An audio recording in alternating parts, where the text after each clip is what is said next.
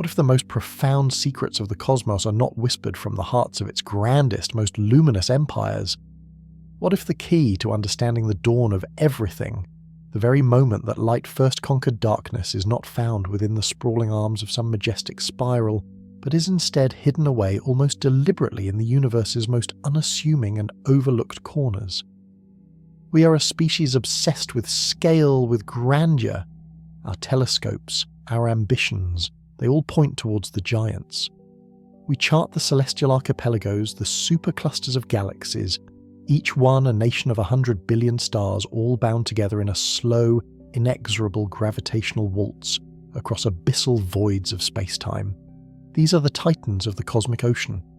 Galaxies like Andromeda, our colossal neighbour, a shimmering pinwheel of such impossible dimension that its light has been travelling for 2.5 million years just to grace our evening sky. We see its ancient golden core, a serene congregation of old stars, and its vibrant blue flush spiral arms, where new suns are being born with a stately predictable rhythm.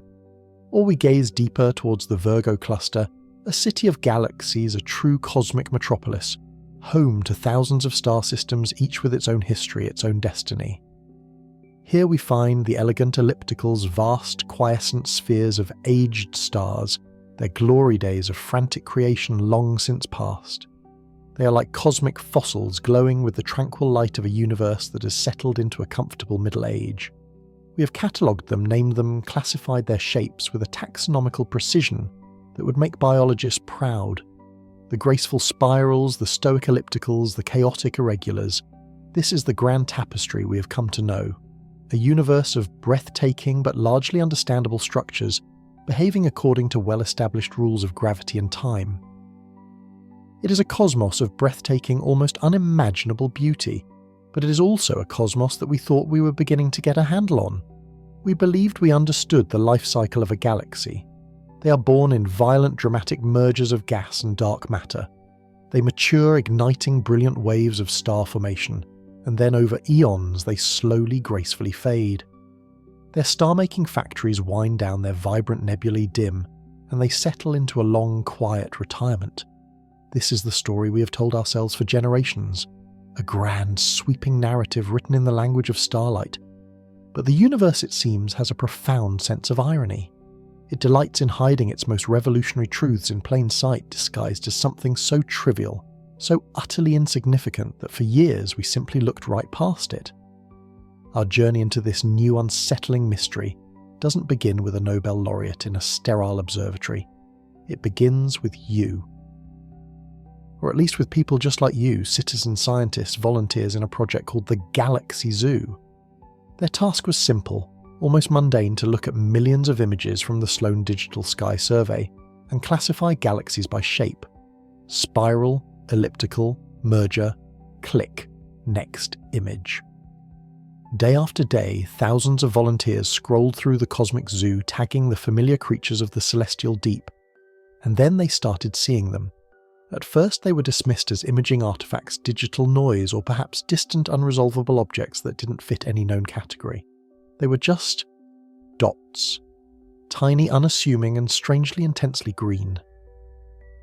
Against the velvet black of deep space, amidst the golden haze of ancient ellipticals and the brilliant white-blue of spirals, these objects looked completely out of place. They were not grand. They possessed no elegant spiral arms, no majestic halos. They looked less like galaxies and more like cosmic graffiti, a splash of vibrant, almost artificial colour on the celestial canvas. The volunteers nicknamed them the Green Peas. The name was playful, almost dismissive, and it stuck. Because what else could you call them? These were not the Leviathans we had spent a century studying. In the grand galactic city, these were not the skyscrapers or monuments. They were the forgotten, overgrown lots, the tiny, peculiar shacks tucked away in the city's oldest, most distant suburbs. On a cosmic scale, they are minuscule. You could fit dozens of them inside our own Milky Way galaxy with room to spare. They are mere astrochemical smudges, each one containing only a fraction of the stars of a mature galaxy like our own. And for a time, that's all they were, a quirky little footnote in the ever-expanding catalogue of the cosmos. A curiosity for amateur astronomers to debate on internet forums. Professional astronomy, for the most part, had bigger fish to fry. The story should have ended there. But a few researchers, their curiosity piqued by the persistence of the Galaxy Zoo volunteers, decided to take a closer look. They pointed our more powerful instruments at these little green dots, not just to see their shape, but to read the light itself, to dissect it, break it down into its constituent wavelengths, and analyse the chemical story encoded within. This is the science of spectroscopy, and it is how we truly understand the goings-on of the distant universe. It allows us to measure temperature composition and velocity. And what the spectrographs revealed was not just surprising, it was impossible. It was a complete and utter violation of everything we thought we knew about how galaxies are supposed to behave. These tiny, insignificant green specks of light, these cosmic afterthoughts, were raging. They were seething with a creative energy so violent, so ferocious, that it dwarfed the output of galaxies hundreds of times their size. The light signature was unmistakable. It was the screaming, incandescent cry of ionized oxygen, a telltale sign of celestial nurseries on an industrial scale. These were not calm, serene galaxies. They were stellar blast furnaces operating at maximum capacity. Imagine the entire star-forming output of a galaxy like the Milky Way, which leisurely produces maybe 1 or 2 new suns per year across its 100,000 light-year expanse. Now take that entire output, that entire creative budget of gas and energy, and cram it into a space barely a few thousand light-years across. You're compressing a continent's worth of industrial production into a single city block. The result is not a gentle process of creation, it is an explosion, a sustained galaxy-wide firestorm of starbirth. Inside each green pea is a churning incandescent cauldron. Massive, brilliant blue stars, some 100 times the mass of our sun, are being born by the thousands. They ignite live fast and die young, exploding as brilliant supernovae that blast enriched elements back into the cosmic medium, seeding the next generation of stars in a furious self-perpetuating cycle. The sheer rate of star formation within them is, for their size, off the charts. They are celestial engines running so hot so far into the red that it seems the entire structure should tear itself apart. This is the central shocking mystery of the green peas. How can such a diminutive object generate such an output? Where does it get the fuel? What kind of cosmic trigger could initiate such a system-wide, uncontrolled burst of creation? Mature galaxies like ours are governed by a delicate equilibrium. Star formation is regulated, moderated by the galaxy's own gravity and the feedback from existing stars. It is a sustainable long-term process. The green peas, by contrast, know no such moderation. They are profligate, they are wasteful, they are burning through their entire reservoir of gas, their entire future, in a single, brilliant cosmic flash. It's a lifestyle that simply cannot last. And this revelation forces us to ask a far deeper, more profound question. Are we looking at a new type of object? Or are we perhaps looking at something incredibly old? When we study the light from these galaxies, we find another clue. They are systematically deficient in heavy elements, what astronomers call metals. Their chemical composition is remarkably pristine, almost like the primordial gas that first filled the universe after the Big Bang. This suggests they haven't had time to build up the rich complex chemistry we see in more mature galaxies like our own, the elements forged in the hearts of countless generations of stars. They are in a very real sense chemically primitive, and this clue, this chemical immaturity combined with their furious nature, points to an astonishing possibility. Perhaps these green pea galaxies are not just contemporary oddities. Perhaps they are local analogues, living fossils of the very first galaxies to ever form in the cosmos. We are peering through our telescopes and seeing not something new, but a ghostly echo from the dawn of time. We could be looking at a window into the most mysterious and pivotal chapter in cosmic history, the epoch of rionization. That murky primordial era, hundreds of millions of years after the Big Bang, when the universe was a dark, neutral fog of hydrogen gas. It was a cosmos without starlight. Then something happened. The first galaxies ignited, and their intense, ferocious ultraviolet radiation acted like a cosmic blowtorch burning away the fog. This flood of light ionized the hydrogen gas, transforming the universe from an opaque, gloomy nursery into the transparent, star-filled cosmos we inhabit today. It was the moment the lights came on across the universe, and we have long wondered what those first lighthouses were like. The James Webb Space Telescope is designed to hunt for them, to peer back across 13 billion years of cosmic history, to catch a fleeting glimpse of those first sparks in the dark. But what if they're not just at the edge of the observable universe? What if by some incredible stroke of cosmic luck, a few of them have survived right here in our own cosmic backyard? What if the green peas are the modern-day descendants, the living specimens of those universe-altering first-generation galaxies? If this is true, then these tiny overlooked smudges are suddenly transformed. They cease to be a mere curiosity and become one of the most important astronomical objects we have ever discovered. They become our Rosetta Stone for deciphering the cosmic dawn, a tangible link to the moment our universe became a place of light. The mystery now deepens, branching into 1,000 new questions. Are they truly survivors from that first cosmic generation, or are they a more recent phenomenon, a case of arrested development? What is the ultimate fate of a galaxy that lives so fast and bright? Do they burn out, fizzling into obscurity and leaving behind a swarm of tiny dead star clusters, or can they somehow throttle back their furious engines and eventually mature into something more stable, more normal, more like us? The answers could reshape our entire understanding of the grand narrative of galaxy evolution. They could force us to rewrite the opening chapters of the cosmic story. To solve this puzzle, we must now embark on a deeper investigation. We must journey inside these emerald furnaces.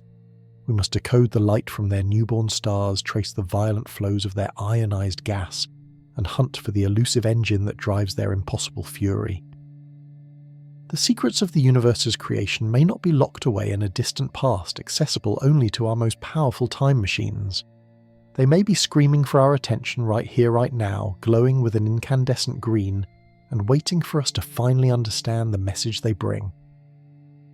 The story of the green peas is the story of a cosmic underdog, a testament to the universe's ability to surprise us, and a reminder that the most powerful forces can come in the smallest of packages.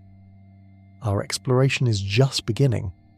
What if the grand story of the cosmos, the one we've told ourselves for a century, had a missing chapter? A chapter.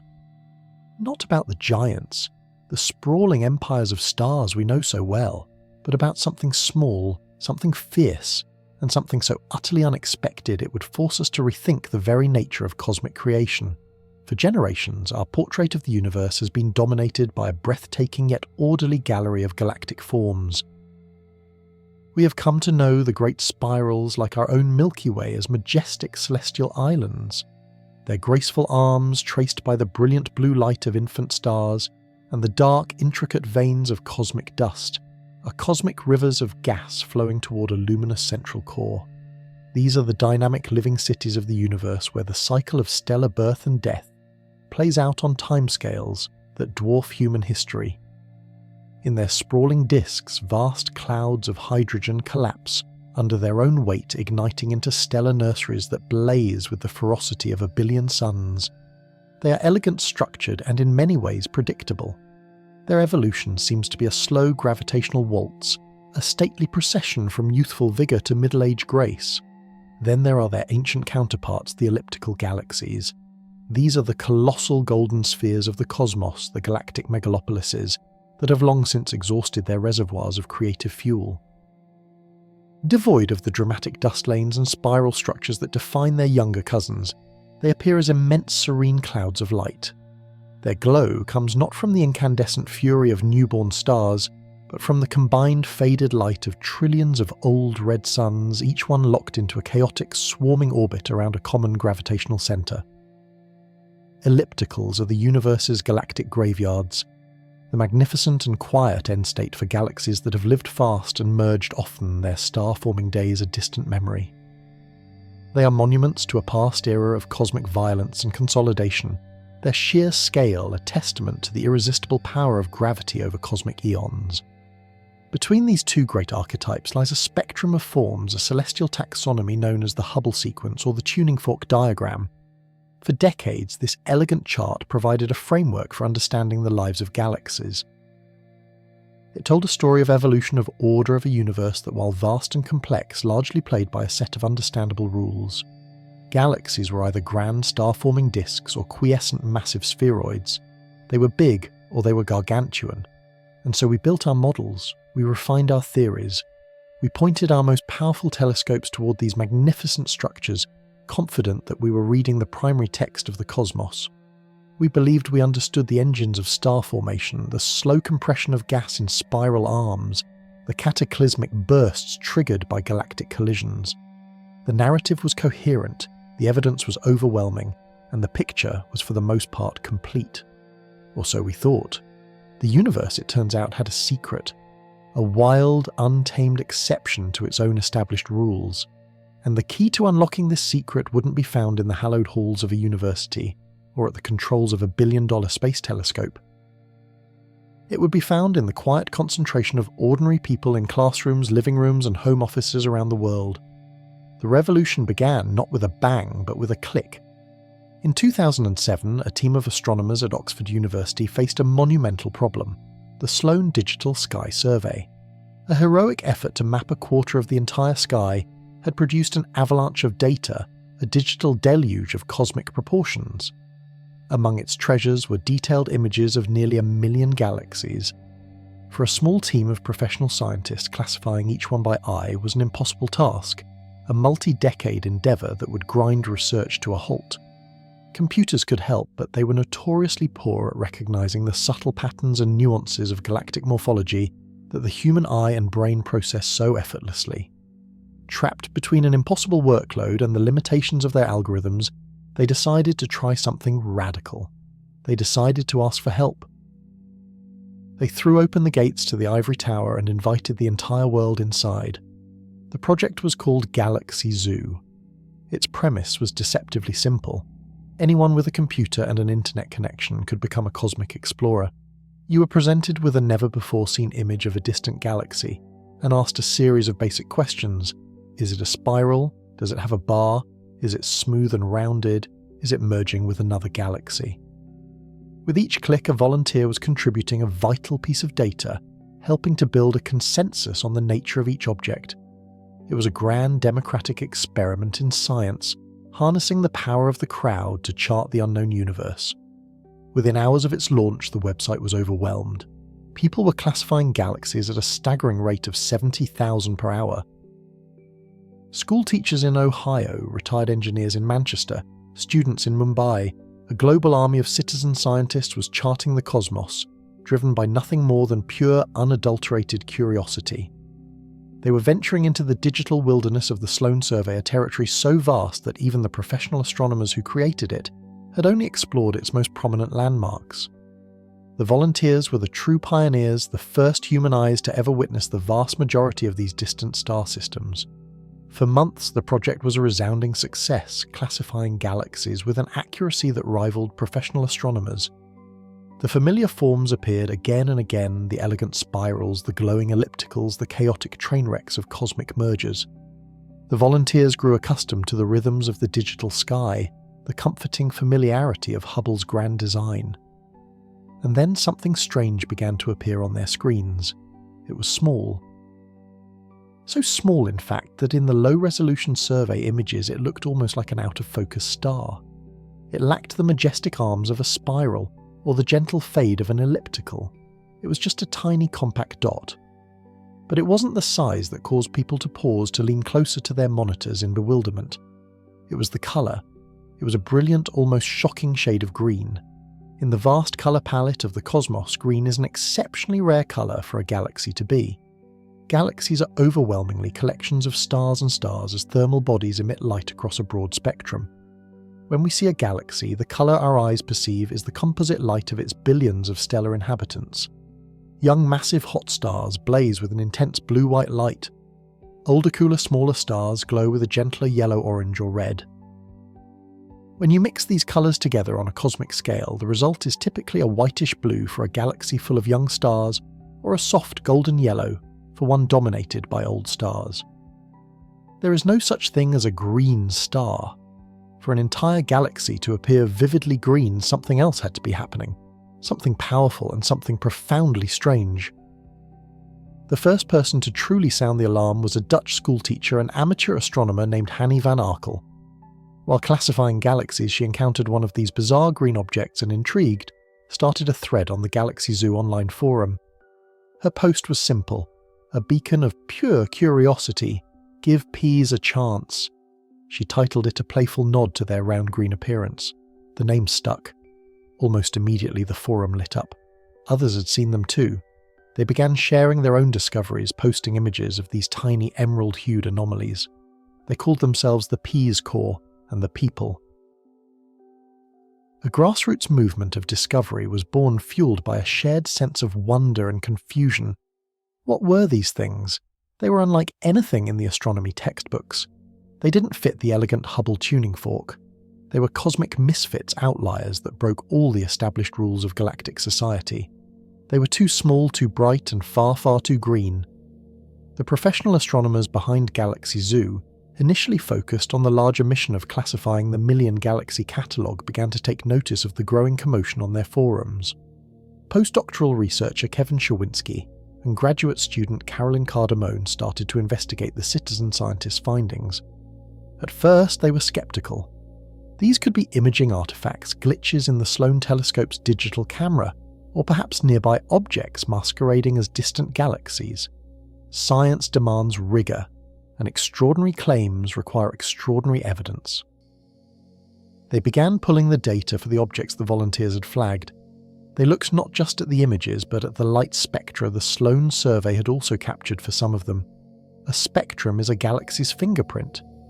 By breaking its light down into a rainbow of constituent colours, astronomers can decipher its chemical composition, its temperature, its density, and its motion. It is the key to understanding the physics of what is happening billions of light years away. When they finally laid eyes on the first spectrum of a green pea, the skepticism vanished, replaced by sheer astonishment. The graph was dominated by a colossal spike, a towering peak of emission, at a very specific wavelength of green light. This wasn't the broad continuous spectrum of light from a collection of stars. This was the signature of a specific element being energized, forced to glow with incredible intensity like the gas in a neon sign. The element responsible was doubly ionized oxygen-oxygen atoms that had been stripped of 2 electrons. To perform such a violent feat on an astronomical scale requires an immense flood of high-energy ultraviolet radiation. It would take a celestial blowtorch of unimaginable power, blasting through clouds of interstellar gas and superheating them until they fluoresced with that characteristic otherworldly green light.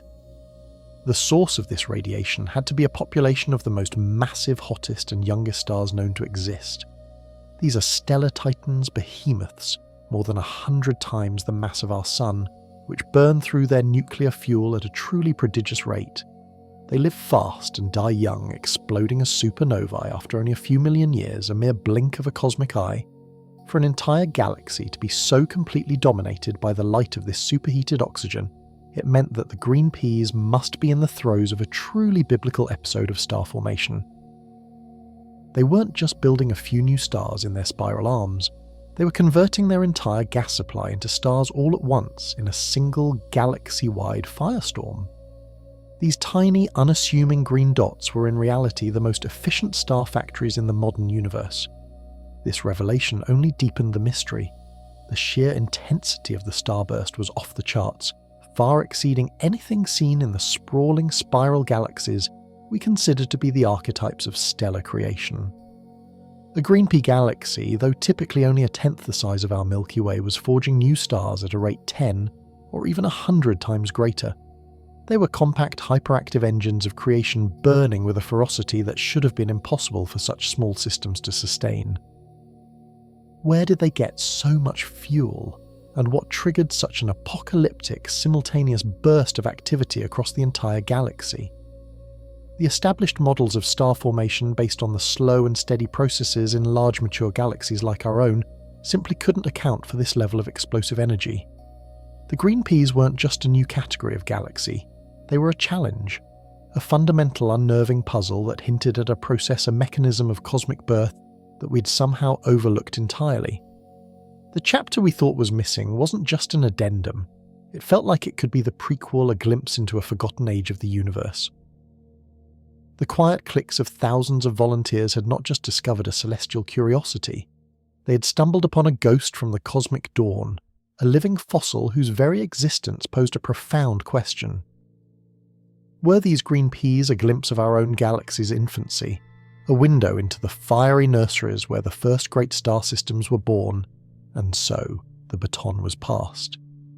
From the collective curiosity of thousands of digital explorers, the puzzle of the green peas landed squarely in the domain of the professional astronomer. The initial discovery, born of pattern recognition and a nagging sense of the uncanny, now demanded a more rigorous, more penetrating gaze. It was time to move beyond simple images, beyond the captivating green hue that gave them their name. It was time to ask the light itself what it had witnessed, to force it to confess the secrets it carried across hundreds of millions of years of unforgiving emptiness. For this, we would need more than a digital survey. We would need the colossal eyes of humanity's greatest observatories turned toward these unassuming emerald specks. The first step in any cosmic interrogation is to break the suspect. In astronomy, this means breaking the light. An image as beautiful as it is tells you only where an object is and what its dominant color might be. But hidden within that beam of light is a staggering wealth of information, a detailed blueprint of the object's physical conditions, its chemical composition, and its motion. To unlock it, astronomers employ one of their most powerful tools, the spectrograph. Imagine catching a single ray of light from a Green Pea galaxy and passing it through an infinitely precise prism. The light which appears as a simple green point is unfurled into a magnificent spectrum, a rainbow barcode of cosmic data. This barcode isn't smooth. It is slashed with bright lines of emission and dark bands of absorption. Each line, each shadow corresponds to a specific chemical element glowing or blocking light at a precise wavelength, a unique fingerprint left by the atoms within the galaxy. When the first spectra from these strange objects began to filter in, they were unlike anything we were accustomed to seeing from such compact sources. The data that painted the astronomers' screens was not a quiet, orderly whisper of an old settled galaxy. It was a scream. The graphical readouts showed immense towering peaks in very specific parts of the spectrum. These were emission lines, signatures of gas so super-energized that it was glowing furiously, broadcasting its presence across the universe. One peak in particular stood out with an almost violent intensity. It was the unmistakable signature of hydrogen, the most common element in the cosmos, but it was glowing with a ferocity that spoke of an environment of unimaginable energy. This was the light of starbirth, but on a scale that seemed utterly impossible. Every giant, brilliant blue star born in the universe acts as a celestial blowtorch. It pours out torrents of high-energy ultraviolet radiation that slam into the surrounding clouds of hydrogen gas, the very cocoon from which it emerged. This radiation energizes the gas, causing it to glow with a characteristic crimson light known as hydrogen alpha. By measuring the intensity of this light, we can take a census. We can count with remarkable accuracy how many new massive stars are being forged within a galaxy at any given moment. It is the universe's most direct way of telling us its rate of creation. Our own Milky Way, a vast, sprawling metropolis of over 200 billion stars, is a mature and relatively placid galaxy. It leisurely produces on average just a few new stars per year, a calm and sustainable pace of growth. We pointed our spectrographs at the green peas, these tiny insignificant-looking smudges, and we prepared to measure their modest output. What we found defied all logic. The calculations checked and rechecked were staggering. These diminutive galaxies, some of them a mere fraction of the size of our own, were creating stars at a frenzied, almost self-destructive rate. Not 2 or 3 a year, but dozens, sometimes hundreds. In terms of star formation density, the sheer number of new suns being ignited within a given volume of space, they were among the most prolific star factories in the entire nearby universe. It was as if a tiny remote village was somehow outproducing the entire industrial output of a continental superpower. An immediate profound paradox presented itself. Star formation on this scale is a ravenous process. It consumes colossal amounts of cold hydrogen gas, the raw fuel for stellar engines. For a galaxy to sustain such a blistering pace, it must contain truly enormous reservoirs of this fuel. Yet these galaxies were small. How could such compact systems contain enough material to feed such an insatiable fire? And for how long could they possibly keep it up before they completely exhausted their reserves and burned out, becoming tiny dark relics of their own incandescent fury? The very light that revealed their astonishing activity also raised the first deep troubling questions about their existence. They were too small to be this mighty. But the spectrum held more secrets. The towering peaks of glowing hydrogen told a story of furious creation, but it was the spaces in between the quieter valleys and smaller spikes that would deliver the next even greater shock. Beyond hydrogen and helium, which were forged in the Big Bang itself, every other element on the periodic table, the carbon in your body, the oxygen you breathe, the iron in your blood, was created in the heart of a star or in the cataclysm of its death. Astronomers call these heavier elements metals. Each generation of stars enriches the galaxy it lives in, seeding the interstellar medium with this complex stellar ash. A galaxy like our Milky Way has seen countless generations of stars live and die. Consequently, its gases rich in these metals, a complex chemical soup refined over 13 billion years. This metallicity is a measure of a galaxy's age and maturity. High metallicity means a long history of cosmic recycling. We expected the green peas being so active to be reasonably enriched. The spectrographs told us we were profoundly wrong. As we scanned the data looking for the telltale fingerprints of oxygen, nitrogen and carbon, we found almost nothing. They were there, but only as the faintest of whispers, ghostly traces where we expected to hear a roar.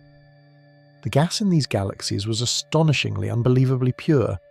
It was almost pristine, composed of little more than the raw hydrogen and helium left over from the dawn of time. They possessed some of the lowest metallicities ever measured for a star-forming galaxy. This was not just a curiosity. It was a fundamental challenge to our understanding of cosmic evolution. It meant that we were looking at galaxies where very few generations of stars had ever existed. They were chemically primitive, like cosmic newborns. This discovery was akin to finding a fully operational high-technology factory, running in the middle of a Stone Age settlement. The two observations were in violent contradiction. How could a galaxy be so dynamically active, forming stars at a rate seen in the most developed cosmic structures, while simultaneously being so chemically primitive, so untouched by the passage of cosmic time? It felt like a violation of the natural order. We were staring at an object that possessed the raw power of a mature adult, but the chemical innocence of an infant. These two revelations, a titanic starburst and a near primordial chemical composition, were disorienting enough. But the spectrum had one final crucial confession to make, and it was tied directly to the very colour that had first drawn our attention. The intense green hue, so striking in the original survey images, was not just a photographic artifact. Our spectrographs revealed its source, an overwhelming emission line from doubly ionised oxygen. This is not the oxygen we breathe. This is oxygen that has been brutalised by a ferocious environment, each atom struck with such force that 2 of its electrons have been stripped away. To achieve this state of high ionisation requires an immense and persistent bath of the most energetic form of ultraviolet light. It requires a radiation field of truly extraordinary intensity. This was the final piece of the puzzle, the thread that wove the other 2 mysteries together. The culprits responsible for this galactic-scale ionisation were the very stars whose birth we had already measured. The green peas were not just forming a lot of stars, they were forming a disproportionate number of the most massive, hottest, and most luminous kinds of stars possible. These are the blue behemoths, giants 100 times the mass of our Sun, that burn through their fuel in a cosmic blink of an eye, living for only a few million years.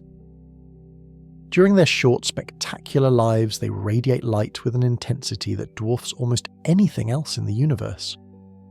In a Green Pea galaxy, so many of these stellar titans were being born at once that their combined, overlapping radiation fields were turning the entire galaxy into a single glowing nebula. The gas wasn't just being illuminated in isolated pockets, the whole system was being superheated, energized, and made to fluoresce like a cosmic neon sign.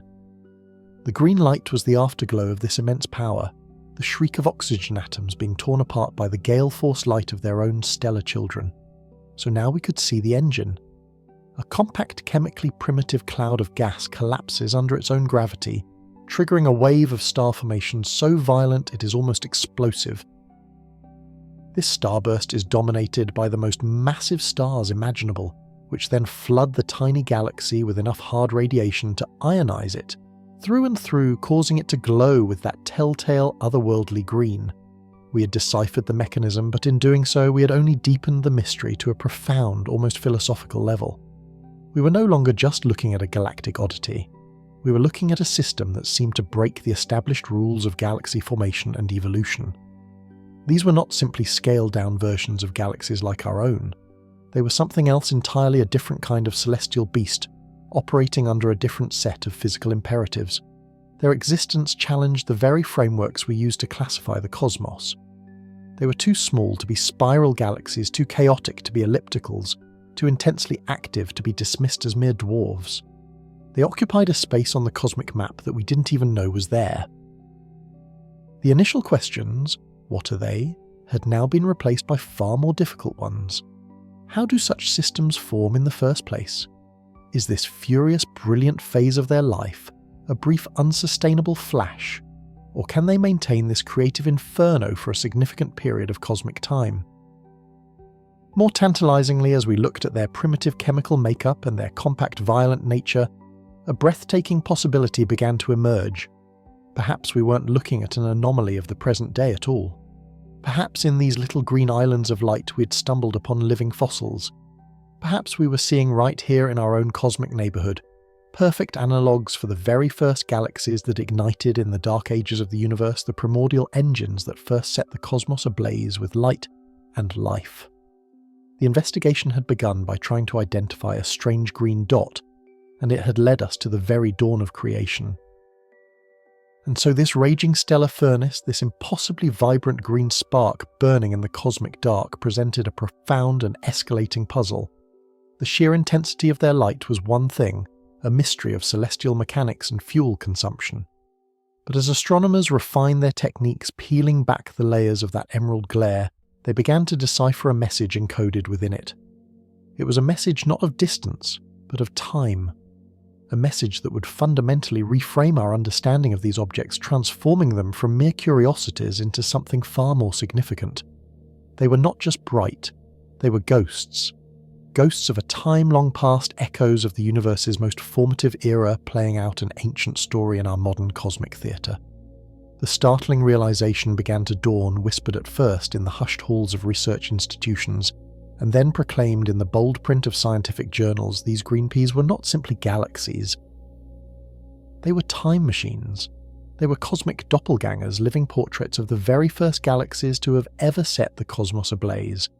To grasp the magnitude of this discovery, you have to understand what the universe was like in its infancy. In the first few 100 million years after the Big Bang, there was no structure as we know it. No majestic spiral arms, no quiet elliptical seas of ancient stars. There was only the raw material. Vast, expanding clouds of hydrogen and helium, the two lightest elements forged in the primordial fire of creation itself. Everything else, every element that makes up our planet, our bodies, the iron in your blood, the calcium in your bones had yet to be created. Astronomers have a beautifully simple term for these heavier elements. They call them metals. To an astronomer, the universe began with a metallicity of zero.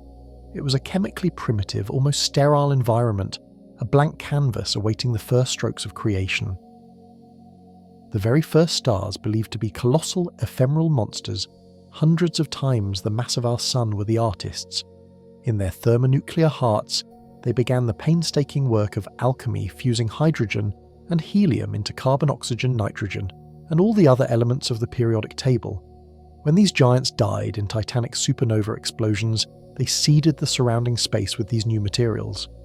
The next generation of stars was born from this slightly enriched gas, and they in turn created even heavier elements before their own explosive deaths. It is a grand cosmic cycle of birth, death, and enrichment. Over billions of years, this process has built up the chemical complexity we see around us today. Our own Milky Way is the product of countless such generations, a mature and chemically rich metropolis of stars. Its gas clouds are laced with the dust and metals of its ancestors, providing the raw ingredients for rocky planets and ultimately for life.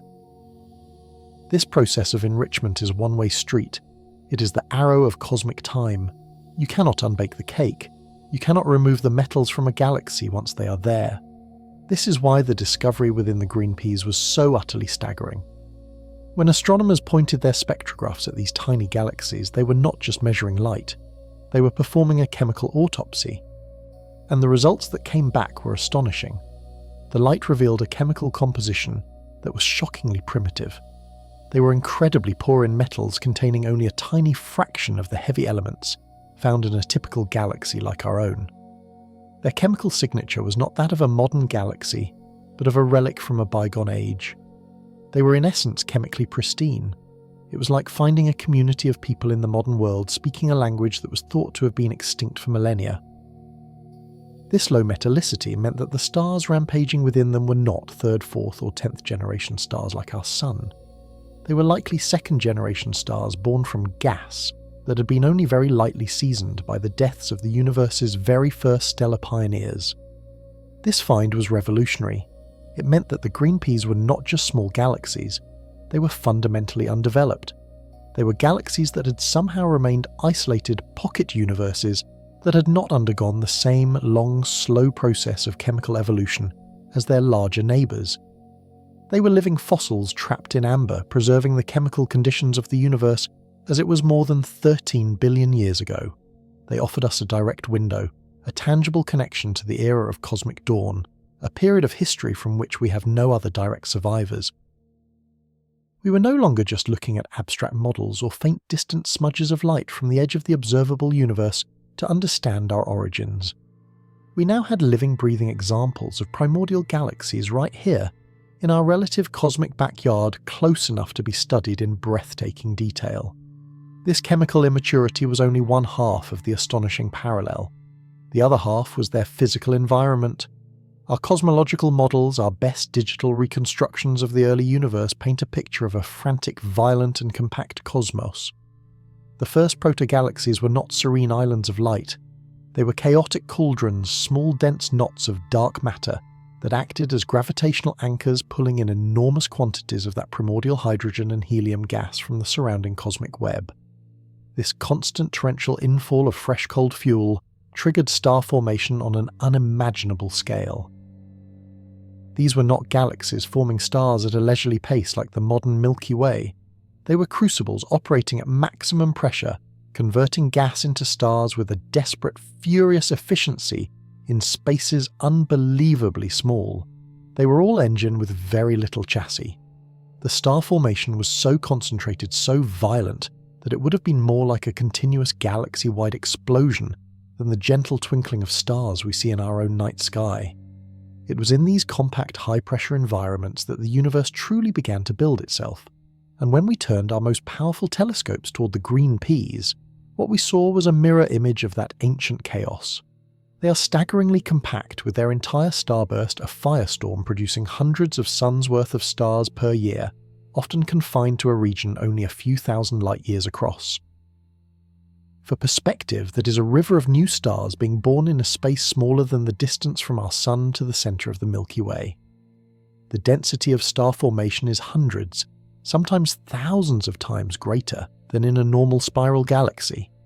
Like their ancient counterparts, they are being fed by streams of pristine gas fueling their runaway stellar production. They are gravitational pressure cookers, reenacting the very physical processes that governed the assembly of the first cosmic structures. The combination was undeniable. A primitive metal-poor chemical makeup just like the early universe. A compact, intensely violent, gas-fed, star-forming environment just like the early universe. The case was closed. These were not just interesting oddities. Green Pea Galaxies were the closest thing we have to a perfect working laboratory for studying the birth of galaxies. They are our Rosetta Stone for deciphering the universe's earliest chapter. They are our field sites for a new science cosmic archaeology.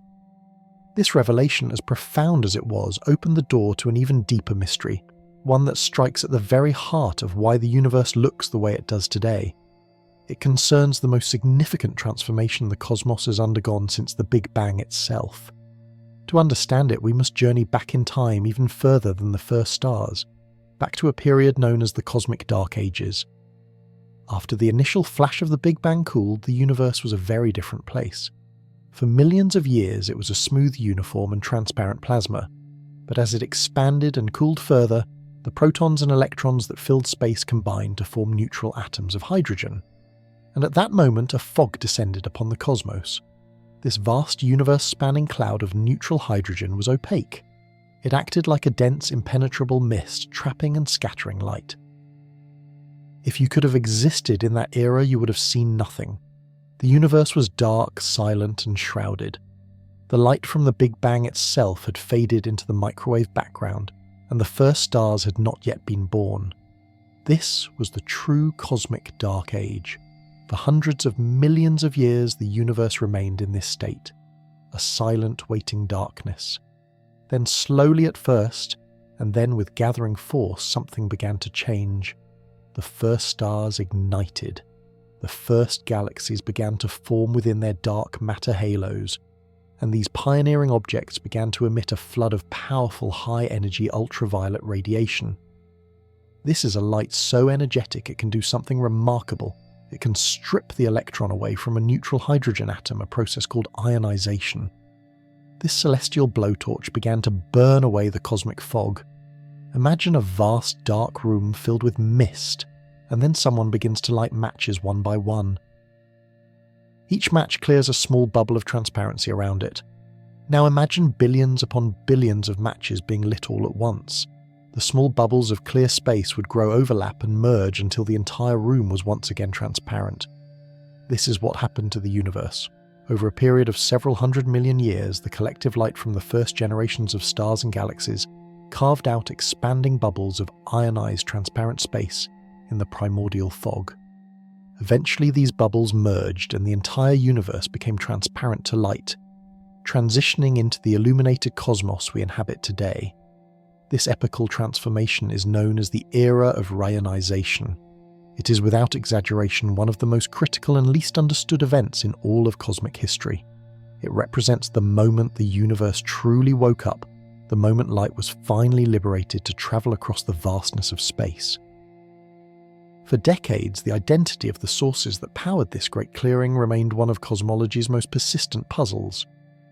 What kind of objects could possibly produce enough of this ionizing radiation and crucially allow it to escape into the wider universe to get the job done? Large mature galaxies like the Milky Way are actually quite poor at this. They are full of the very gas and dust that readily absorbs this kind of high-energy light. The ionizing radiation from their young stars is trapped and extinguished long before it can escape the galactic confines. So if not galaxies like ours, then what? The prime suspects have long been the very things we've been discussing. Small, compact, furiously star-forming galaxies exactly like the ones thought to populate the early universe. The theory was sound, the models were compelling, but we lacked the definitive proof. We lacked a working example. We needed to catch a galaxy in the act of clearing the fog. And this is where the Green Peas deliver their most profound revelation. Because they are perfect doppelgangers of those first galaxies, they provide us with the ultimate testbed. If the theories about rayonization are correct, then these local analogues should be doing today what their ancient ancestors did 13 billion years ago. They should be pumping out colossal amounts of ionizing ultraviolet light, and most importantly, they should be leaky. The structure of the galaxy itself, roiled and disrupted by thousands of supernova explosions from its massive short-lived stars, should be porous enough to allow a significant fraction of that light to escape and affect its surroundings. It was a make-or-break prediction. For years, astronomers sought to detect this escaping light, a specific type of radiation known as the Lyman continuum. It is notoriously difficult to observe because it is easily absorbed not just by gas within its home galaxy, but also by any trace amounts of hydrogen between us and it. For a long time, the search came up empty, but with the advent of more powerful instruments, including the Hubble Space Telescope, we could finally make the necessary observations. The teams targeted the most extreme green peas, the most likely candidates, to be leaking this primordial light. And what they found was the smoking gun. They detected it. They saw for the first time a torrent of ionizing photons streaming away from these small green galaxies, escaping into intergalactic space. It was a breakthrough of monumental importance. Here was direct, unambiguous evidence that small, compact, low-metallicity galaxies are indeed capable of being the primary engines of cosmic reionization. They are not just chemically and structurally similar to the first galaxies, they are functionally identical. They are performing the very same work. These unassuming green dots, once dismissed as imaging artifacts, are living demonstrations of the process that ended the cosmic dark ages. They allow us to move beyond theory and simulation. We can now study the physics of reionization not as a historical event but as a current one. We can measure how much light escapes, what conditions facilitate that escape, and how that light interacts with the gas surrounding the galaxy. Each green pea has become an invaluable self-contained experiment, a laboratory for cosmic archaeology that allows us to witness up close the mechanism that first illuminated our universe, setting the stage for everything that was to come. The fog of our own ignorance was beginning to clear, and so this shocking realization settled upon the astronomical community. These humble green peas, these unassuming smudges of cosmic light, were not merely local curiosities. They were living fossils, time capsules delivered to our doorstep. Each one was a precious, isolated laboratory, running an experiment that had last been performed on a universal scale 13 billion years ago in the crucible of cosmic dawn. The discovery felt like a key turning in a lock we didn't even know existed. Finally, we had a way to study the infancy of galaxies not through the dim, red-shifted phantoms of the distant past, but through vibrant, accessible examples right here in our own cosmic neighborhood. The models, the simulations of the early universe could now be tested against real physical objects. It was a breakthrough that promised to rewrite the opening chapters of the cosmic story. But as the initial euphoria began to subside, a new, more challenging reality began to take its place. The key had turned yes, but the door it opened led not to a room of simple answers, but to a labyrinth of profound and unsettling new questions. The more we stared at these furious little galaxies, the less our conventional models of galactic evolution seemed to apply. They were too small to be so powerful, too energetic to remain so small.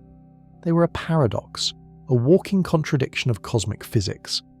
The neat and tidy picture of green peas as perfect analogues for the first galaxies began to fray at the edges, revealing a far more complex and violent truth. The first and perhaps most fundamental puzzle was one of pure endurance. How could they possibly sustain such a frenzied, self-destructive pace? Imagine holding a match to a mountain of gunpowder. The resulting explosion is immense, spectacular, but also incredibly brief. This is what a green pea galaxy should be. Its star formation rate is not a gentle simmer, it is a raging, explosive boil. In a volume of space that would be a quiet suburb in our own Milky Way, a green pea is birthing massive, brilliant blue stars at a clip that defies all conventional logic for a galaxy of its size. This is a starburst so concentrated, so ferocious, that it should exhaust its entire reservoir of available gas in a mere cosmic blink, perhaps only a few tens of millions of years. They are tiny engines perpetually stuck at redline consuming fuel, with a veracity that should lead to immediate burnout. Yet they exist. We see them scattered across the sky, captured in a moment of incandescent fury that has clearly been raging for some time. This implies a fuel source, a lifeline that we simply cannot see. Our telescopes show us the fire, but the fuel line is invisible. To maintain this celestial inferno, a green pea must be drinking deeply from the one thing the universe has in abundance: cold hydrogen gas. But where is it coming from, and how is it being funneled so efficiently into such a compact gravitational well? The leading theory is a beautiful, almost ethereal concept known as cold flow accretion. Simulations of cosmic evolution show us a universe woven together by a vast, intricate network of dark matter and primordial gas. This is the cosmic web, a scaffold of unimaginable scale, with dense knots where galaxies cluster, and long, twisting filaments of cold hydrogen stretching between them across the lonely voids. The idea is that these green peas are positioned perfectly along these intergalactic highways, siphoning off pristine gas as it flows along the filament like water down a riverbed. This would provide a steady, continuous stream of fuel, allowing the galaxy to sustain its starburst without immediately consuming itself. It is a compelling and elegant solution, but it is also a ghost story. These filaments are so diffuse, so faint that they are virtually impossible to detect with our current instruments, especially around such small, distant galaxies. We believe they must be there, the mathematics demands it, but we cannot point a telescope and say, there that is the stream of life that is feeding this tiny green monster. We are left with a profound disconnect. We see a system burning with the energy of 1,000 suns, yet its pantry appears to be completely bare. Is it being secretly restocked by cosmic currents we can't observe? Or is there another mechanism at play, a process of recycling its own gas with an efficiency that borders on perpetual motion? Solving this sustainability paradox is not just about understanding green peas, it is about understanding the very metabolism of galaxy formation itself. It is a direct confrontation with the limits of our observational power, a reminder that the most critical processes in the universe often happen in the quiet, invisible spaces in between. And this was only the first layer of the enigma. An even deeper mystery emerged when scientists considered the opposite problem. If these galaxies are so successful at making stars, if they are such phenomenal engines of creation, then why are they still so small? The fundamental rule of galactic life is eat, grow, and merge. Star formation adds mass. More mass means more gravity. More gravity allows a galaxy to hold onto its gas more tightly and pull in more material from its surroundings. It is a positive feedback loop, a cosmic growth spurt that should over time transform a small compact dwarf into a sprawling spiral like our own. Every massive galaxy, including the Milky Way, is thought to have begun its life as a collection of smaller building blocks, energetic proto-galaxies that furiously converted gas into stars and grew ever larger. Green peas fit the profile of these building blocks perfectly. They are the right size, they have the right chemical composition, and they certainly have the right work ethic when it comes to star formation. They should be on the fast track to becoming something much, much bigger. But they are not. They seem to be trapped in a state of perpetual infancy, brilliant prodigies who simply refuse to grow up. They are building their house with furious speed, but the house itself never seems to get any larger. What is stunting their growth? What force is powerful enough to counteract the relentless pull of their own burgeoning gravity? The answer astronomers now believe is as poetic as it is violent. The very process that gives a green pea its brilliant identity is also the agent of its own containment. The galaxy is engaged in a form of cosmic self-sabotage. Within the hyper-concentrated core of a green pea, thousands upon thousands of massive hot blue O-type and B-type stars are blazing away in very close proximity. These are not gentle, long-lived stars like our Sun. They are celestial monsters living fast and dying young. Throughout their brief, spectacular lives, they blast out incredible amounts of energy, pummeling their surroundings with torrents of ultraviolet radiation and ferociously powerful stellar winds. Then after only a few million years, they die in the most violent way imaginable as cataclysmic supernova explosions. In a normal galaxy, these events are spread out in space and time, but inside a green pea they are happening all at once, all in the same tiny volume. Imagine thousands of thermonuclear explosions detonating simultaneously inside a small room. The effect is not cumulative, it is overwhelming. The individual shockwaves from these supernovae emerge and combine, coalescing into a single unstoppable pressure front, a galactic-scale superwind of unimaginable power. This superwind rips through the galaxy like a hurricane moving at hundreds, sometimes thousands of kilometers per second. It is a force so immense that it can overcome the galaxy's own gravity. It gathers up the precious cool hydrogen gas, the very fuel for future stars, and physically ejects it, blasting it out of the galaxy entirely and into the desolate emptiness of intergalactic space. Here then is the tragic irony of the green pea. It is a stellar nursery so efficient, so productive, that it destroys its own ability to expand. It is a cosmic pressure cooker with no release valve, constantly boiling away the ingredients it needs for the future. Each new generation of stars poisons the well for the next, driving away the raw material required for growth. This violent, self-limiting feedback loop explains why they stay small. But in doing so, it revealed something else, a feature that would elevate green peas from mere curiosities to objects of supreme cosmological importance. It suggested that these galaxies were not closed systems. They were by their very nature profoundly leaky. This concept of a leaky galaxy represented a monumental shift in thinking. For decades, most models treated galaxies as self-contained islands, where the vast majority of the light and energy produced inside stayed inside. Most of the really potent high-energy ultraviolet photons, the kind that can strip an electron from a hydrogen atom, a process called ionization, were thought to be absorbed by the dense clouds of neutral hydrogen gas that permeate a galaxy's interstellar medium. A galaxy was like a house with its curtains drawn. The intense light show was happening inside, but very little of it escaped to the outside world. Green peas, however, were different. The same super winds that were blowing out their gas were also punching holes and carving out channels in their cosmic curtains. They were creating escape routes, and through these newly opened windows, the most powerful light in the universe was streaming out unchecked into the vast ocean of intergalactic space. We are not talking about visible light, the gentle photons that reach our eyes. We're talking about Lyman continuum radiation, a form of extreme ultraviolet light so energetic it is the universe's primary tool of ionization. In most galaxies, this light is imprisoned at birth, absorbed within a few light years of the massive stars that create it. But in the leaky structure of a green pea, a significant fraction, perhaps 10, 20, or even 50% could escape. Suddenly, these tiny objects were not just local analogues for early galaxies. They were potential solutions to one of the greatest unsolved mysteries in the entire story of the cosmos, the epoch of ionization. To understand the importance of this, we have to journey back in time to an era just a few 100 million years after the Big Bang. After the initial fireball cooled, the universe was plunged into darkness. It was a simple, uniform place filled almost entirely with a thick, obscuring fog of neutral hydrogen gas. There were no stars, no galaxies, only this pervasive light-absorbing mist. But then something happened. The first stars and galaxies began to switch on, and like cosmic lighthouses, they began to emit this incredibly powerful ionizing ultraviolet radiation.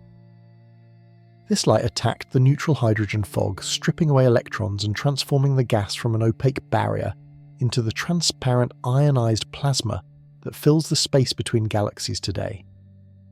This event, the clearing of the cosmic fog, is the most significant transformation the universe has undergone, and it is the event that allowed light to travel freely across cosmic distances, making the universe visible. The question has always been what was powerful enough to do it. For a long time, the prime suspects were quasars, the supermassive black holes at the centres of the largest, most active galaxies. They are phenomenally bright and produce huge amounts of ionizing radiation. But there is a problem. In the early universe, we simply do not see enough of them. They seem too rare to have done the job all by themselves. This is where the green peas enter the story not as individuals but as an army. What if the reionization of the universe was not a top-down process driven by a few rare massive monsters? What if it was a bottom-up revolution carried out by a swarming multitude of tiny, leaky, hyper-efficient galaxies, each one doing its small part? The green pea hypothesis suggests that the early universe was teeming with millions, perhaps billions of these compact starbursts. Each one on its own was insignificant, but together their combined escaping ultraviolet light acted as a collective blowtorch burning through the primordial hydrogen fog from millions of points at once. Each leaky green pea would first ionize a small bubble around itself. As more and more of them switched on, these bubbles would grow and expand, eventually merging with one another until the entire universe was transformed. It is a breathtaking and revolutionary idea. It recasts the story of our cosmic dawn, making the universe's first heroes not the giant majestic galaxies, but the countless furious and previously overlooked dwarfs. But this beautiful theory also presents immense observational challenges, creating a new layer of complexity for astronomers trying to understand them. How do you measure something that is by definition not there? How do you quantify the amount of light that has escaped a galaxy and is now hurtling through space, never to be captured by your telescope? Astronomers must become cosmic detectives searching for subtle indirect clues.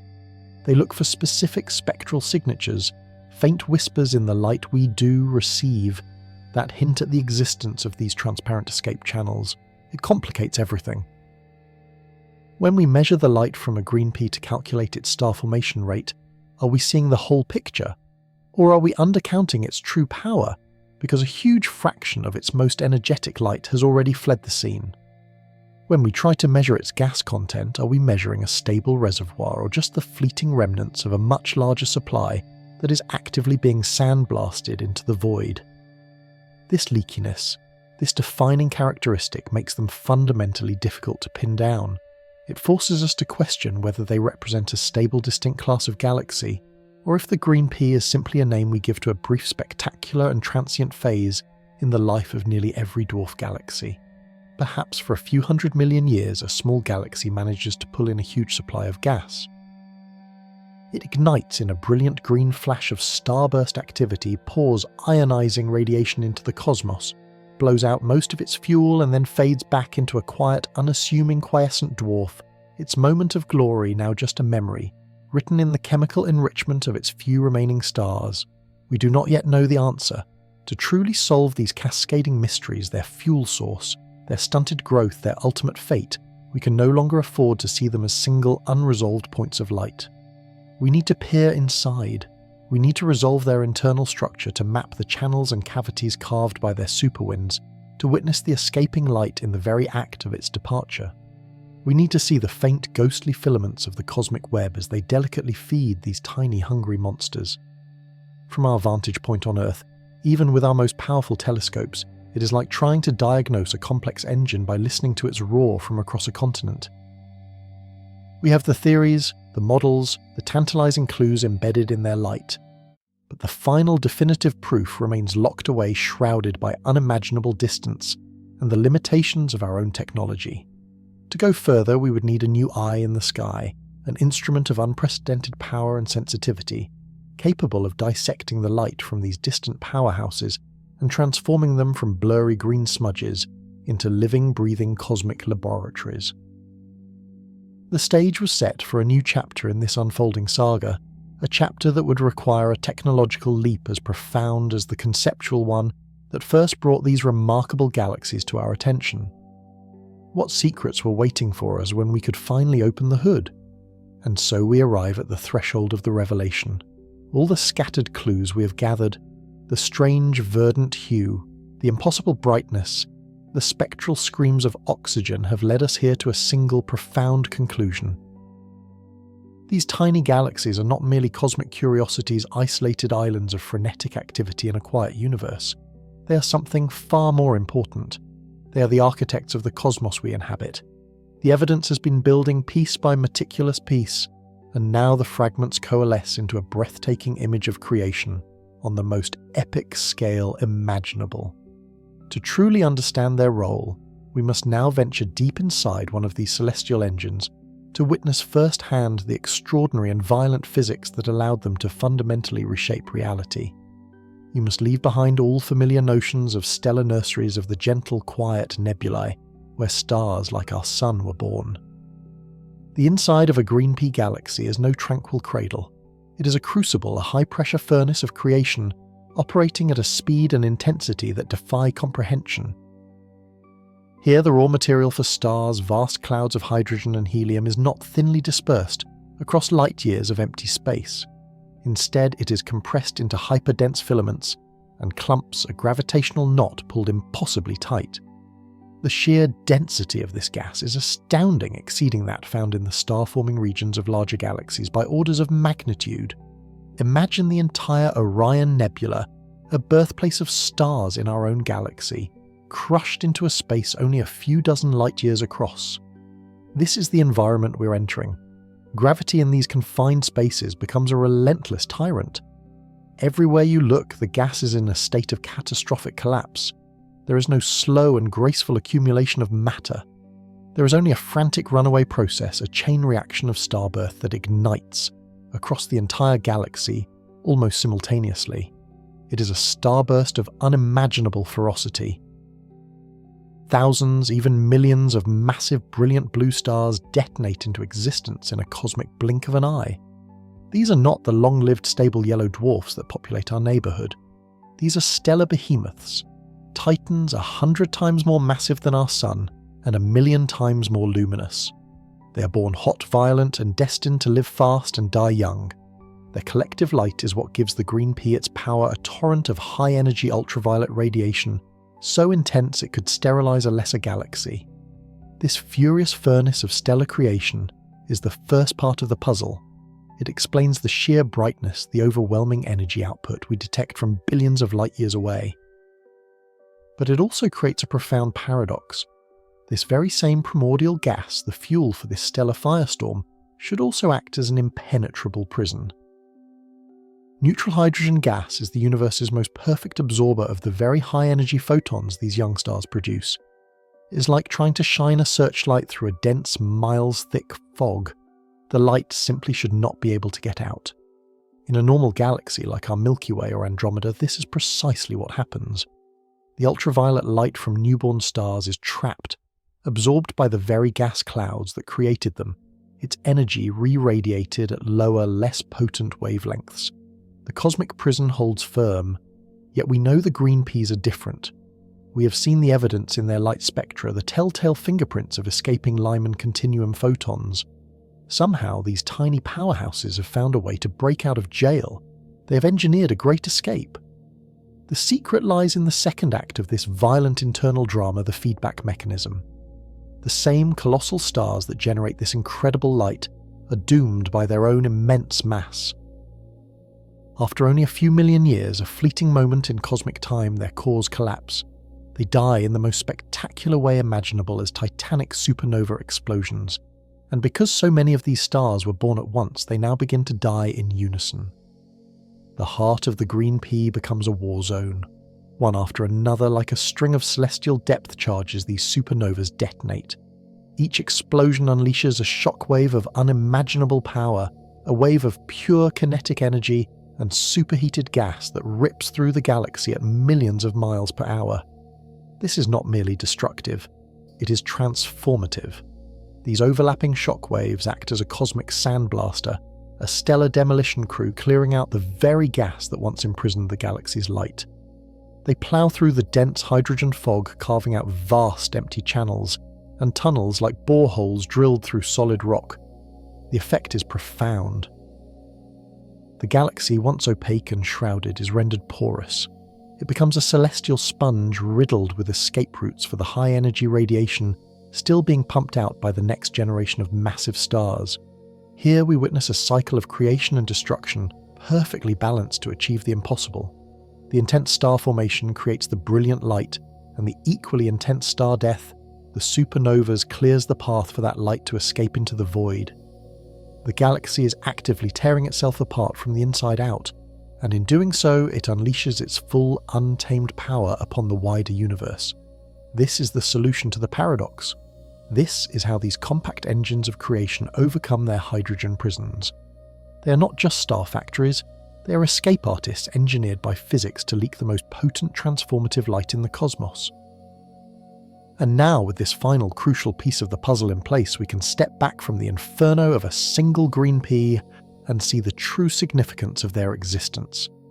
We must cast our minds back across more than 13 billion years of time to an era just a few 100 million years after the Big Bang, an epoch known as the Cosmic Dark Ages. The universe then was a profoundly different place. It was a place of darkness, not because there was no light, but because the light had nowhere to go. The entire cosmos was filled with a thick neutral hydrogen fog, the very same fog we just saw imprisoning a young galaxy. This primordial mist was opaque to ultraviolet light, rendering the universe a murky, featureless expanse. The first stars and the first infant galaxies were beginning to form, flickering into existence like lonely candles in an endless cavern. But their transformative light was trapped, each one locked within its own tiny bubble of gas. The cosmos was in a state of cosmic lockdown, waiting for a force powerful enough to break the spell to lift the universal veil. For a long time, astronomers wondered what this force could have been. Massive quasars powered by supermassive black holes were one candidate, but there simply weren't enough of them in the early universe to do the job. Their influence was powerful but localized. They were brilliant spotlights in the fog, not the global solution needed. The answer, we now believe, was not a few large powerful sources. It was an army of tiny, ferocious, leaky galaxies, an army of the ancestors of the green peas we see today. Imagine it. Not one, but billions of these compact starbursts igniting across the vast dark expanse. Each one is a miniature engine of reionization pumping out torrents of high-energy photons, and each one, through its own internal violence, has carved escape routes for that radiation. From each tiny galaxy, a flood of ionizing light pours out into the surrounding hydrogen fog. These photons are so energetic they can strip the electrons from the hydrogen atoms they encounter, transforming them from neutral light-absorbing atoms into ionized plasma, which is transparent to light. Around each green pea-like galaxy, a bubble of transparency begins to form. At first, these bubbles are small, isolated spheres of clarity in an infinite ocean of cosmic murk. But there are billions of them. And as the galaxies continue to pump out radiation, the bubbles grow. They expand relentlessly like rising balloons. Soon the edges of these expanding bubbles begin to touch. They merge their individual clearings, coalescing into larger and larger voids. A critical threshold is reached. The process becomes a runaway chain reaction across the entire cosmos. The universe undergoes its most significant phase transition since the Big Bang itself. It is transformed from an opaque neutral fog into the transparent, ionized, illuminated expanse we know today. This was the epoch of rionization. This was the cosmic dawn. It was not a single instantaneous event. It was a war of attrition waged over hundreds of millions of years, fought by an innumerable host of tiny furious galaxies. They were the foot soldiers who collectively burned away the primordial fog, lifting the darkness and making the universe visible. This is not merely a compelling theory. It is a picture now being confirmed by our most powerful observatories. As we peer deeper into space with telescopes like Hubble and the James Webb, we are peering further back in time, and there, in the faint light from the dawn of everything, we are finding them. We see these compact, intensely star-forming galaxies, their light bearing the telltale signs of escaping high-energy radiation. We see them in the process of carving out those very first bubbles of transparency. The models predicted they must be there, and now we are finally seeing them in the act. The evidence is overwhelming. These unassuming green smudges, once dismissed as imaging artifacts, are the living descendants of the most important galaxies that ever existed. They are the key that unlocked the cosmos. Every distant galaxy we can now see, every star we can chart is visible to us, only because the ancestors of the green peas did their transformative work 13 billion years ago. They cleared the cosmic windows, allowing light to travel freely across the vast distances of space and time to reach our telescopes. They ended the darkness and switched on the lights of the universe. They made sight possible. They built the stage upon which the entire subsequent epic of cosmic evolution, the formation of grand spiral galaxies like our own, the coalescence of galaxy clusters, and the very possibility of life could finally unfold. We are looking at the engines that drove the dawn, the tiny powerful hearts that collectively gave birth to the illuminated universe we call home. The case is closed, the verdict delivered. Yet in solving one great mystery, we have uncovered another. If these galaxies are the living relics of that transformative era, what other secrets of the universe's infancy do they hold within their violent emerald hearts? What can they tell us about the very first stars to ever exist, and the strange, pristine chemistry of a cosmos yet to be enriched by the elements of life? The architects of our universe have been found, and now the interrogation can truly begin. Our journey began not within the hallowed silent halls of a professional observatory, nor in the complex data sets of a tenured professor, but in the quiet glow of computer screens in living rooms, studies and coffee shops across the globe. It started with a simple, profoundly human act, a moment of curiosity. A schoolteacher, a musician, an engineer, a retiree. People from every walk of life, united by a digital portal called Galaxy Zoo, paused on an image that defied easy categorization. They saw something small, something round, something undeniably green. They had no idea that their collective pause, their shared sense of wonder at these cosmic oddities, was the first step in a revolution. They had stumbled upon the keys to a kingdom we thought was lost to the mists of time. Looking back, we can now see the entire arc of this incredible story, a narrative that stretches from a casual click of a mouse to the very dawn of creation. We have journeyed with these tiny furious galaxies, descending into their churning hearts of incandescent gas, and witnessing the birth of colossal stars that live fast and die young. We have analysed the unique light they bleed into the cosmos, a spectral fingerprint that told us they were not like the grand stately spirals that dominate our local universe. They were something else entirely, something more primitive, more elemental, more vital. We learned that their strange verdant hue was an illusion, a trick of cosmic light and earthly filters, but the reality it concealed was far more spectacular. That green signature was the screaming testament of oxygen atoms superheated and ionized by the relentless, overwhelming glare of newborn stars. These were not gentle stellar nurseries. They were celestial forges operating at maximum capacity, converting pristine hydrogen and helium gas into stars with a ferocity that dwarfs even the most active regions of our own Milky Way. Packed into spaces thousands of times smaller than our galaxy, they were miniature engines of cosmic creation burning with an intensity that seemed unsustainable, a fleeting, brilliant flame in the cosmic darkness. Their chemistry, we discovered, was profoundly simple, a throwback to an earlier, purer epoch. They were strikingly poor in heavy elements, those complex atoms forged in the hearts of successive stellar generations. This elemental poverty was not a defect, it was a clue of the highest order. It meant that these green peas were effectively untainted, composed of nearly the same primordial material that condensed out of the Big Bang itself. They were not just distant galaxies, they were cosmic time capsules preserving the raw ingredients and the violent processes of the universe's infancy, right here in our relative backyard for us to study in exquisite detail. This realization transformed them from mere curiosities into objects of supreme scientific importance. They became our Rosetta Stone for decoding the most enigmatic chapter in cosmic history, the epoch of reionization. For hundreds of millions of years after the Big Bang, the universe was shrouded in a thick opaque fog of neutral hydrogen gas. The first stars and galaxies ignited within this gloom, but for the cosmos to become the transparent star-filled expanse we know today, something had to burn that fog away. Something had to emit such ferocious high-energy ultraviolet radiation that it could systematically strip the electrons from every hydrogen atom, ionizing the entire universe. For decades, astronomers theorized about what kind of objects could have been powerful enough to perform this cosmic renovation. The prime suspects were the very first galaxies, but they were too distant, too faint, too far back in time for us to see them clearly. We had the grand theory, but we lacked the crucial evidence, the smoking gun. And then, thanks to a global community of citizen scientists, we found it. We found the green peas. Their defining characteristic, the very feature that makes them such perfect cosmic analogues, is their porosity. Unlike mature galaxies like our own, which tend to bottle up their most energetic light, these small chaotic systems are leaky.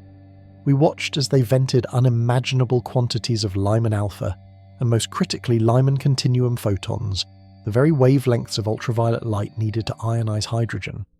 This was the discovery that connected everything. These weren't just galaxies that looked chemically primitive, they behaved in a physically primitive way. They were acting out the precise role that the universe's first galaxies must have played. Suddenly we had a local laboratory. We no longer had to guess what the architects of reionization were like. We could study their modern-day descendants. We could measure their star formation rates, analyze their gas content, and quantify exactly how much of their universe-altering radiation escaped into intergalactic space. It was as if we were trying to understand the eruption of Mount Vesuvius, and just as we were about to give up, we found a small active volcano in our own time behaving in the exact same way. The green peas provided the crucial tangible link between the present-day universe and its mysterious shrouded past. They became the blueprint, the model, the living proof of concept for how the cosmos lit up. They showed us that it wasn't necessarily a few giant galaxies, but perhaps a legion of tiny hyperactive ones, each punching countless small holes in the cosmic fog that collectively cleared the way for starlight to travel freely across the universe. This entire odyssey represents a fundamental shift in the very culture of scientific discovery. The age of the lone astronomer, a solitary figure at a remote mountaintop telescope, has given way to a new era of immense interconnected collaboration. But the green pea story takes this evolution a step further. It is a testament to the power of the distributed human mind, a demonstration that the most powerful pattern recognition engine remains the one behind our own eyes. No computer algorithm at the time was programmed to search for small green blob-like objects. It was deemed an insignificant morphology. An artificial intelligence would have passed them over, dismissing them as imaging artifacts or uninteresting anomalies. It took the fresh, unbiased perspective of the human brain multiplied by hundreds of thousands to spot the unusual, to flag the peculiar, and to ask the simple question, what is this? It is a profound reminder that at the heart of science lies not just data and processing power, but intuition, curiosity, and the courage to point to something strange and admit you don't know what it is. The professionals, the astrophysicists and cosmologists, then took that initial spark of curiosity and fanned it into a flame of understanding with the world's most powerful instruments. It was a perfect symbiosis, a partnership between the public and the scientific establishment that yielded results far greater than either could have achieved alone, rewriting a key chapter of our cosmic origin story. And now that story is entering its most thrilling phase yet. Humanity has just unleashed its most powerful tool for peering into the deep past, a magnificent golden eye designed for the express purpose of capturing the faintest, most ancient light in the universe. The James Webb Space Telescope is not just a successor to Hubble, it is a quantum leap in our ability to see. Operating in the infrared, it is perfectly tuned to detect the light from the most distant objects in the cosmos, light that has been travelling for over 13 billion years and has been stretched by the expansion of space to longer redder wavelengths. And what is one of its primary missions to find the true ancestors of the green peas? It is actively hunting for the real galaxies of the epoch of Ryanization. But this is not a blind search. Armed with the detailed knowledge gleaned from their nearby counterparts, we know exactly what to look for. We have the template, we have the spectral signature. Astronomers are now pointing Webb at the darkest patches of the sky, letting its sensitive instruments collect photons for hundreds of hours, building up images of unimaginable depth. They are sifting through this fire hose of new data, searching for tiny faint smudges that exhibit that same telltale extreme emission line of superheated oxygen. They are looking for the same chemical simplicity, the same compact size, the same evidence of furious starbursts that we first identified in the green peas. It is a cosmic treasure hunt on the grandest possible scale. The green peas are the map. They have taught us what the first glimmers of structure in the universe should look like. Before we were searching in the dark. Now we're searching with a finely tuned instrument guided by a clear and precise set of instructions. Every time Webb identifies a candidate galaxy, at a redshift of 1011 or even higher, it is a direct confirmation of the green pea model. We are seeing their progenitors, the genuine article caught in the very act of clearing that cosmic fog. We are no longer observing an analogue. We are witnessing the historical event itself.